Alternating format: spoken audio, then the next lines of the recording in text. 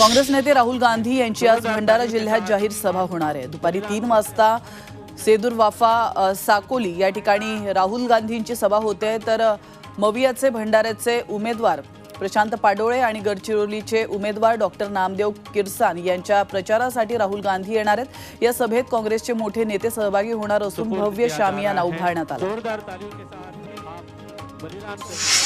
उपमुख्यमंत्री देवेंद्र फडणवीस आज चंद्रपुरात आहेत। चंद्रपुरातल्या भीसी आणि वाडीमध्ये ते जाहीर सभा घेणार आहेत। त्याचप्रमाणे रामटेक मतदारसंघातल्या मांडळमध्ये देखील ते सभा घेणार आहेत।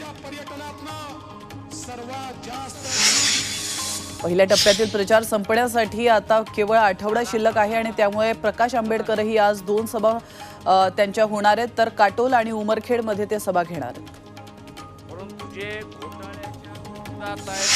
मनसे अध्यक्ष राज ठाकरे यांच्या उपस्थितीत मनसेची आज महत्वपूर्ण बैठक। अमृत नोनी आर्थो प्लस ये एक प्रूवन फॉर्मूला है। इसमें मौजूद नोनी फल के गुण और आयुर्वेदिक जड़ी बूटियां शरीर को जरूरी पोषक तत्व देने के साथ साथ हड्डियों और जोड़ों के घिसने, उनमें होने वाले सूजन और दर्द को रोकने में मदद करता है। दर्द मुक्त जीवन के लिए अमृत नोनी आर्थो प्लस। बैठक होणार आहे। सकाळी 11 वाजता वांद्रेच्या MIG क्लबमध्ये मनसे नेते आणि पदाधिकाऱ्यांसोबत बैठक पार पडणार आहे। महायुतीच्या प्रचाराबाबत आजच्या बैठकीत निर्णय होण्याची शक्यता आहे।